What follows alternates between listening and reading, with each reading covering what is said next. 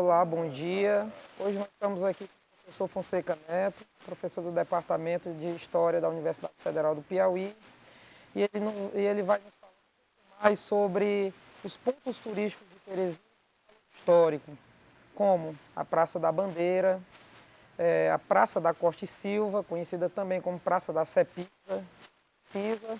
né, e o Parque Floresta Fóssil. Né. Vamos começar a falar primeiro sobre a Praça da Bandeira. Professor, Praça da Bandeira, tá certo esse nome, como nós falamos usualmente? A história daquele lugar, que é a história das origens da cidade de Teresina, capital do Piauí, se reporta exatamente à construção daquele espaço, com uma igreja ao centro, de Nossa Senhora do Amparo, que já à época e nos anos seguintes dará nome ao espaço, Largo do Amparo. É o primeiro nome daquilo que nós chamamos hoje de Praça Deodoro ou Parque da Bandeira. Esse lugar ele é instituinte de muita coisa em Teresina. A começar de ter ali os marcos referenciais, digamos assim, os marcos zero e o marco zero entre eles, que é a própria Igreja Matriz de Nossa Senhora do Amparo. Ali é o marco construtivo, arquitetônico, de cultura material, feito no meio da Chapada, e no entorno do qual a cidade cresceu e hoje até se expandiu muito. Então é um lugar muito cheio de bons significados. Ali é pura história do que nós chamamos a cidade de Teresina, capital do estado do Piauí. Na época ainda não era um estado, chamava-se de província, o governador se chamava de presidente, no caso era o Saraiva, José Antônio Saraiva. Não era um conselheiro Saraiva à época ainda. Esse título ele haveria de ter mais de 2 décadas depois.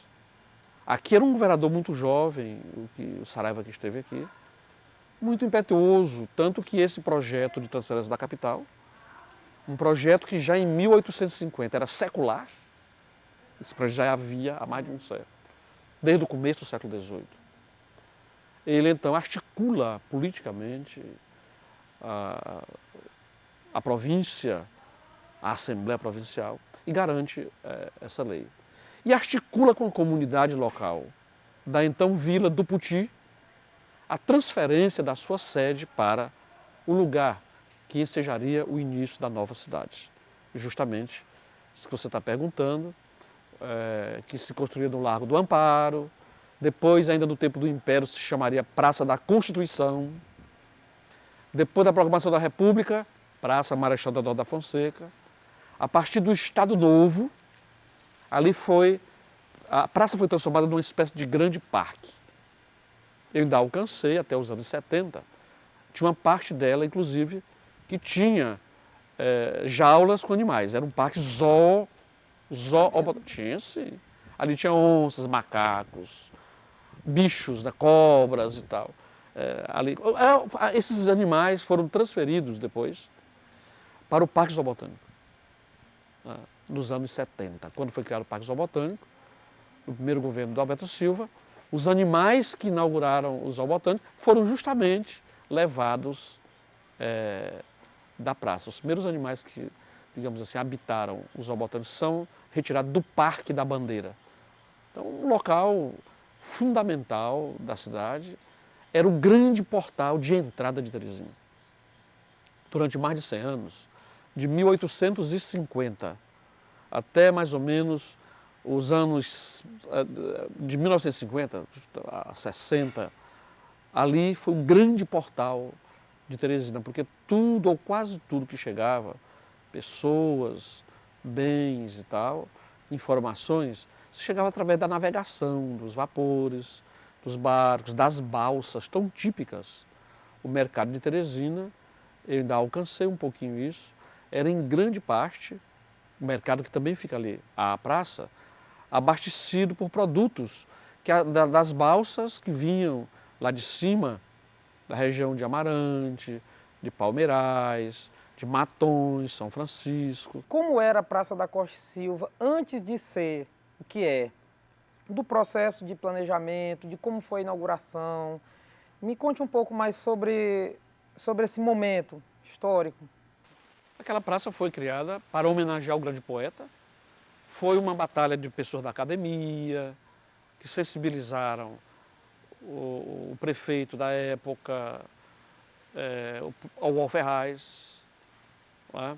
Depois o governador Alberto Silva, em certo momento, que potencializaram recursos para construir aquele espaço ali, um espaço que era degradado, de lagoa, ali do lado da antiga Cepisa, da antiga Casa de Força. Então, foi um esforço de fazer aquele espaço para que a cidade tivesse um lugar de lembranças concretas, né? Um memorial muito bem concebido arquitetonicamente e tal, tá? Mas que o próprio povo da cidade jogou fora. Justamente porque o povo não tem, a ignorância ela é tão estúpida. A ignorância de si, como uma invenção coletiva, a cidade, né? Não se cultiva esse sentido de vida coletiva e tal. Cada um vai sendo levado e ensinado a viver o seu mundozinho individual e tal. Então aquela praça, aquele espaço foi criado para que a cidade tivesse uma referência concreta, monumental, desse homem. Não é? Outro dia esteve aqui em Teresina, o que eu considero o mais completo historiador brasileiro, o professor Fernando Antônio Novaes. Veio ele e um outro grande historiador, o professor Rogério Forachelli, filósofo da história. Estiveram aqui, num evento e tal. E teve muito interessado em ver algum lugar de Teresina, quis conhecer a Vermelha, por exemplo, quis, por enquanto. Rapaz, como é que um lugar tem um bairro chamado Por Enquanto? Ele leu o H.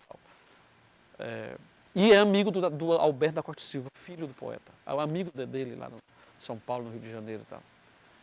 Aí ele disse que ia ver o mercado, o espaço de nascimento da cidade. Eu fui levá-lo ao mercado, região do Troca-Troca, do Rio. Aí fomos falar sobre a poesia do da Costa e Silva, e ele conhece. Eu pensei de levá-lo à praça com o mesmo nome, não levei por quê? Porque a praça está cheia, né, de xixi, cocô, os vidros todos quebrados. A cidade mesmo destruiu a praça, o monumento do seu poeta maior. A cidade mesmo destruiu, o seu povo destruiu, com o seu desamor. Somado, né, à ausência de políticas públicas de conservação desses espaços. Como a gente pôde perceber nessa conversa com o professor Fonseca Neto, tudo a questão do desconhecimento, do descaso do poder público e do próprio cidadão, né, com o que é nosso, vem de muito antes e é construído de uma forma muito complexa. O problema ele é bem mais profundo do que aquilo que a gente vê no nosso dia a dia. Então, desde já eu agradeço o professor, né, esse momento que ele teve conosco, esclarecedor e muito para todos nós.